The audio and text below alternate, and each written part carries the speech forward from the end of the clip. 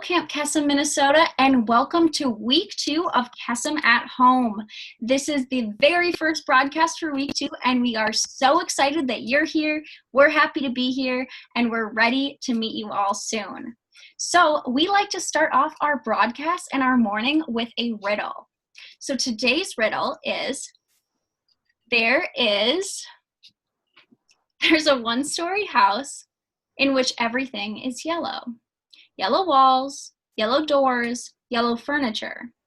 What color are the stairs? Think about it, process it, try to give me an answer during the day. If you can't think of it, the answer will come tomorrow morning. We also like to start off the day with some sports, so I'm going to turn it over on to Hart. Thanks, KJ. My talent team over at Heartlandia has been very excited for Camp Kesem at Minnesota week 2. We had a phenomenal showing in week 1, a lot of very unique talent spread throughout the week. Of course, a highlight, the talent show, which, speaking of, if you would like to submit a talent show, please record a video and send it to minnesota.operations@campkesem.org. Myself and the rest of my ops team is very excited to see whatever talents you may have. I would love to bask in the glory of whatever you decide to share with us. Whatever it may be, I'm very excited to see it. Please send it in. And of course, I want to give a shout out to Marigold and Volcano for sharing a fun photo of them with their Kesem at Home kits. We really enjoy seeing those photos, so feel free to share with us on social media or any other platform you may choose. And with that, let's hear the schedule forecast. All right, thank you, Hart. So we're going to start the day off strong with our camp ceremony and some camp songs. So this will be the first time we get to see everybody live over Zoom. We're going to get to know everybody, split off into our cabins so we get to meet everybody, make a little flag for the entire group, and get things started with some high-energy camp songs. And then we are going to head over to the rest of the day with Nala. Thanks, Chip. At 4:45, we're going to transition to some other fun activities. Unit 1 and Unit 2 are going to be doing a scavenger hunt, so don't peek at that list that's in your box. We're going to be using that for our awesome scavenger hunt, so that'll be super fun. Super excited for that. And then Unit 3, you will not be doing the scavenger hunt. You will be doing a virtual escape room. We had a lot of fun with both of these activities week 1. I'm super excited to see how you guys do with them. I think you're going to love it. Then we're going to have a break for dinner at 6 to 6:45. So 45 minutes to go eat dinner, go to the bathroom, take a break, get away from your screen. And then at 6:45, we're going to come back for cabin chat until 7:30. And that is your day 1 schedule. Now we will turn it over to our counselor how-to videos.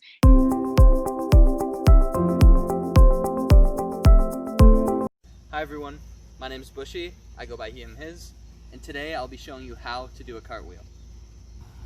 First, I'll do a cartwheel just so you have an idea of what I'm talking about. The first step to any good cartwheel is to stand up straight and then raise your arms right up next to your ears. Once you've straightened out, take a big step forward with one of your legs as to enter a lunge position. I personally use my right foot for this. As you enter your lunge, start lifting your back leg from the ground and tilting your body sideways as your leading hand approaches the ground. To continue the motion, simultaneously push off with your front foot and place your hands on the ground in order to propel yourself around. This is the trickiest part of the cartwheel and will definitely take the most practice. Cartwheels are always easier if you use your momentum to carry you. Also, you should make sure to keep your tummy tight so you don't fall over while you're doing your cartwheel. Any good cartwheel should also end in the same position that you started in, except with your left foot forward in the lunge position instead of the right. Just to recap, stand up straight, put your arms up next to your ears, step forward into a lunge position, twist your body, raise your leg, put your hands down, and propel yourself over, and then end in the same position that you started. This may look easy, but cartwheels do take practice to get right. Luckily for you, I do have a couple of tips in order to make the practicing process go a little bit faster and to help you stay safe while you're doing it.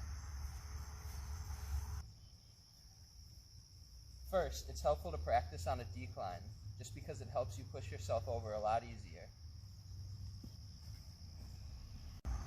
I also recommend only practicing on soft surfaces in order to prevent injuries if you fall, which you will fall. I also recommend that you find a straight line to practice on, or tape a piece of tape to the ground in order to practice your feet and hand alignments as you're cartwheeling.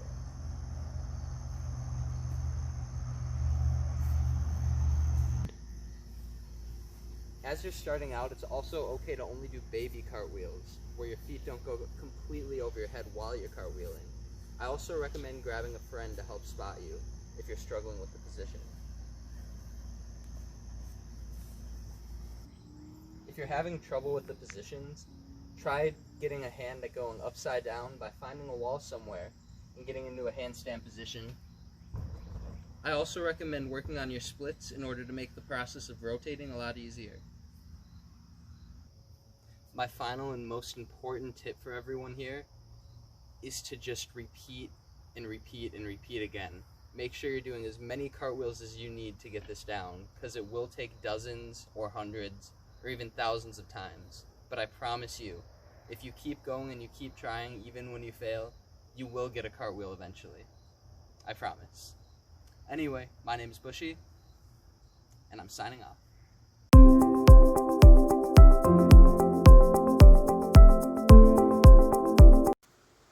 Hey y'all, it's Oat with Camp Kesem at University of Minnesota here. I am so excited for Kesem at Home this year. It is my first year as a counselor, and I'm so excited to meet all of you.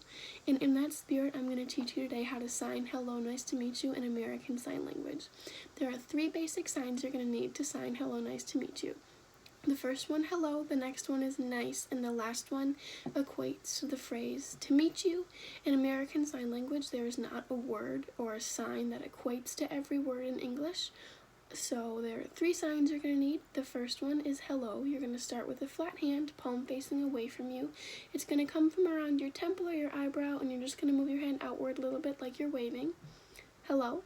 The next sign is nice. This one's a little bit harder. You're going to use both your hands for this one. You're going to take your non-dominant hand, which for me is my left hand. You're going to place it flat out in front of you. And then you're going to take your right hand or your left hand, whichever one is your dominant hand, flat again but with your palm facing down, and just slide it across the top of your other hand. That's the sign nice. And then the third sign you're going to need is to meet you. This one's a little bit tougher. To start, and make sure your hands are in the right position because that's super important in American Sign Language. You're just going to hold up a 1 on each of your hands, like the number 1, with the rest of your hands closed in a fist. Then you're going to take your non-dominant hand, which again for me is my left hand, and you're going to face your palm towards you, but have your arm start a little bit further away from your body. And then with your dominant hand, you're going to have your palm, the inside, facing away from you and start it close, and then you're going to bring them together. And that's the nice to meet you portion. So from the side, this is just all you're doing, but you're going to angle it like there's a person in front of you, and then this hand is yourself, and they're coming together like you're meeting each other. So all together that looks like, hello, nice to meet you. I'm so excited to meet all of y'all, and I cannot wait for this week of Kesem at Home.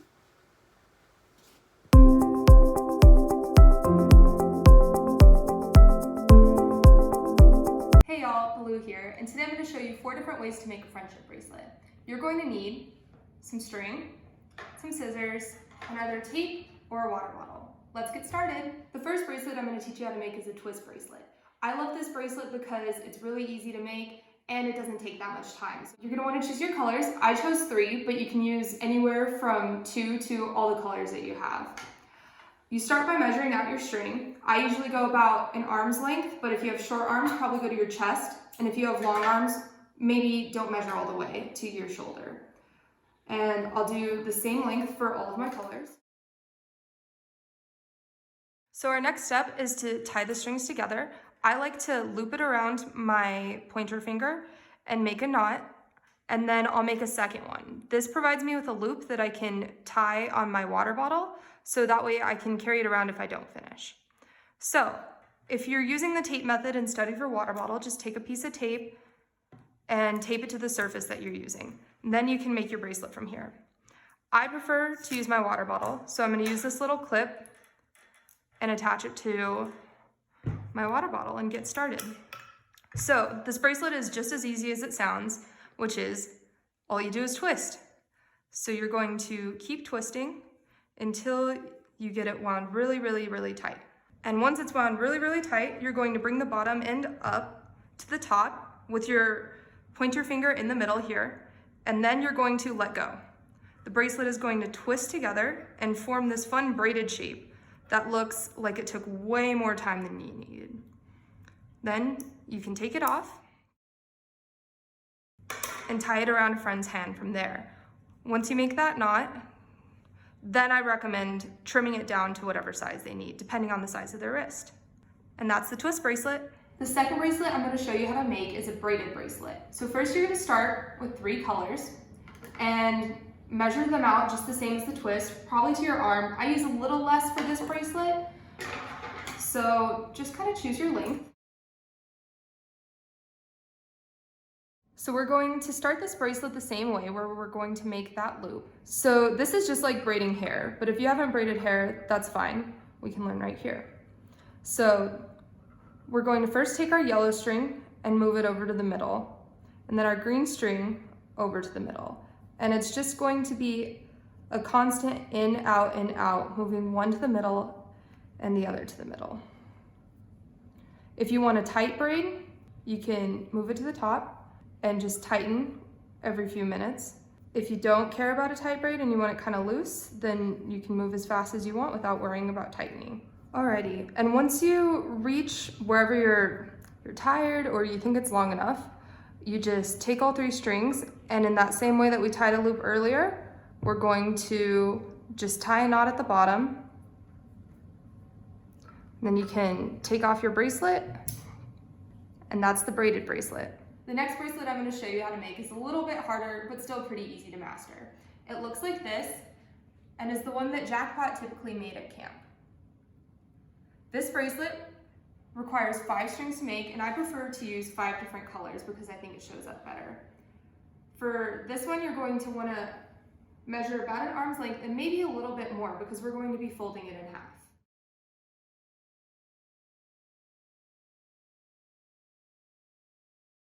Okay, so for this bracelet, instead of just making the loop on one end, we're going to bring both ends together, grab all the string so that the loops line up, and then we're going to make the loop on this side. So all of the strings together through and around.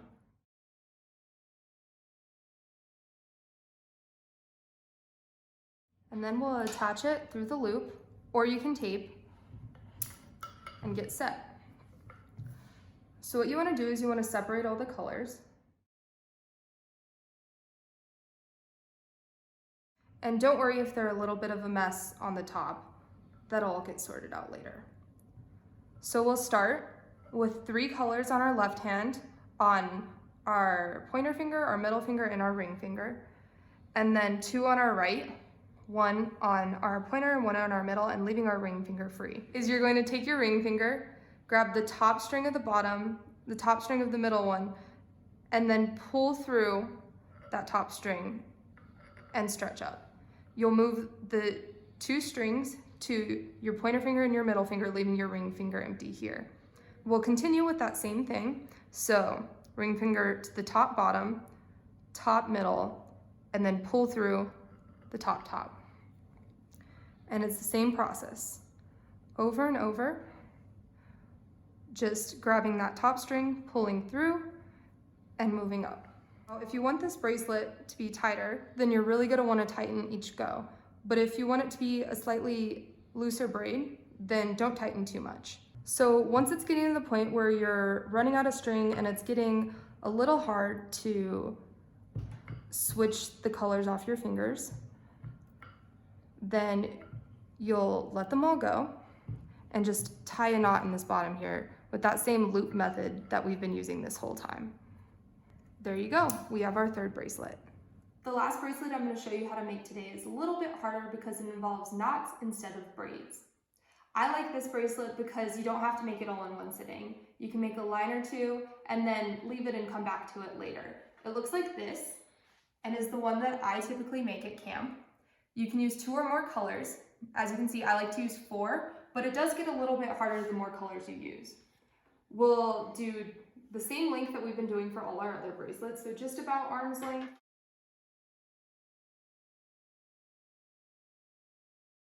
So we're going to make that loop knot again and separate out the colors.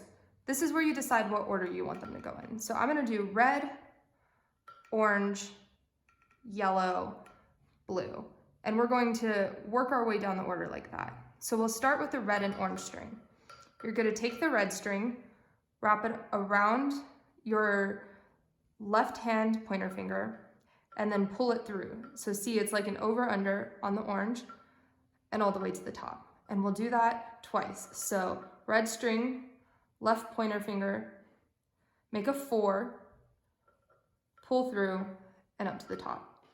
We'll do the same thing on the yellow, pointer finger, 4, through, top. Twice again, and then the same with the blue.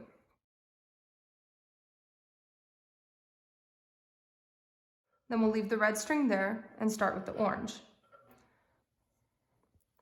And this one's super easy because you remember the order every time. It'll be the same order of the starting colors, so if you leave it and come back, you immediately know how to jump back into the bracelet. A few moments later. Okay, so when your bracelet is long enough, which I usually tell by wrapping it around my wrist, it's pretty big, or when you just get tired of making knots, you can just stop where you are, make sure you finish a full row, and then we'll do that same knot that we've been making all day and tie a little knot at the bottom, and that's this bracelet right here. All right, y'all, so today we learned how to make a twist bracelet, a braided bracelet, this fun bracelet, and a basic knot bracelet. I hope you had fun making friendship bracelets with me today, and if you want me to send you a friendship bracelet, email minnesota.outreach@campkesem.org and let me know what colors you want. And I hope you have a fun week at camp.